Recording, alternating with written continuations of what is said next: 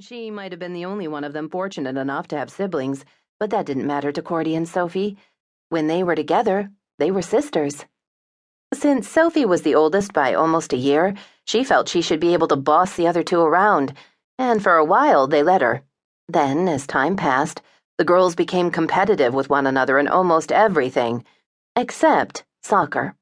They all joined a team, but Sophie didn't like sweating or getting dirty, so she usually walked down the field or just stood where she was and waited for the ball to come back her way. Reagan, the shortest member of the team, was a powerhouse, but then so was Cordy. The two of them usually scored at least one goal each. They were girly girls who loved ribbons in their hair and ruffles on their skirts, but on the field, they were aggressive and out to win. It was at the end of one of their soccer practices that Cordy met him. Evan, Reagan's driver, had been sent to the airport to fetch a friend of her mother's, so Aiden, Reagan's oldest brother, got stuck with soccer carpool. Spencer, the middle brother, decided to ride along with him. The practice field was out in the middle of nowhere. Aiden took a wrong turn, had to backtrack, and was 15 minutes late getting to the field.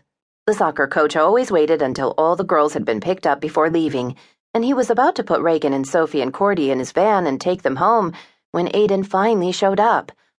The SUV he was driving was making a loud noise. The girls stood together with their backpacks at their feet, squinting against the setting sun at the two figures in the noisy vehicle. "That's an old car," Sophie said. "Really old." Cordy nodded. "It's a clunker," she announced with authority. The car came to a chugging stop, and the two teens got out and started across the field. "Who are those boys?" Sophie asked. "My brothers," Reagan said. "The big one is Aiden. He's 16. Spencer is only 14, she added. "I don't know where Walker is.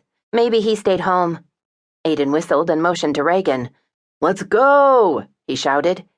"He sounds mad," Sophie whispered. Reagan shook her head. She lifted her backpack over her shoulder and she said, "He isn't mad. He's just always in a hurry." Aiden whistled again.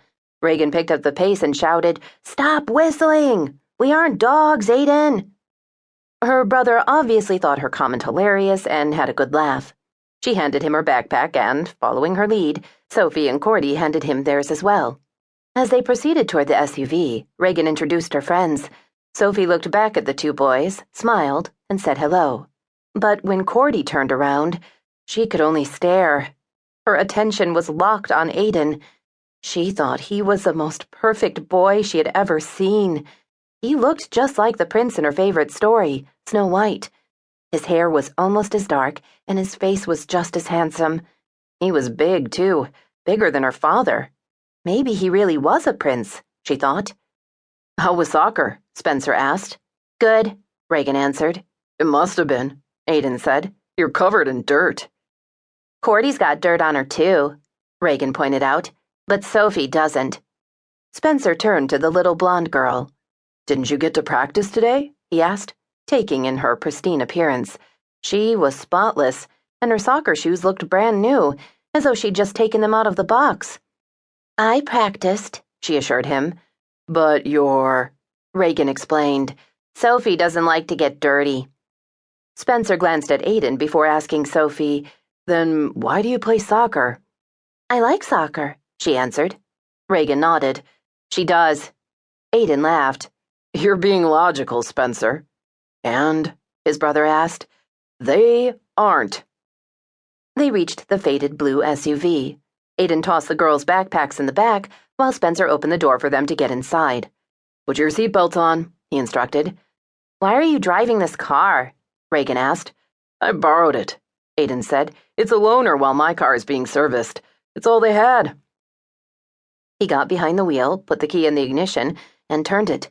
The engine sputtered, then died. He tried again. The same thing happened. Then again and again while he pumped the gas pedal. He felt a hand on his shoulder. When he turned, he saw that Cordy had unhooked her seatbelt and was sitting on the edge of the seat watching him. Before he could tell her to put her seatbelt back on, she said, "You should stop doing that. You're probably flooding it." "It?" Spencer asked. "The engine." Didn't he know anything? She wondered. "He's flooding the engine," she explained slowly, so he would understand.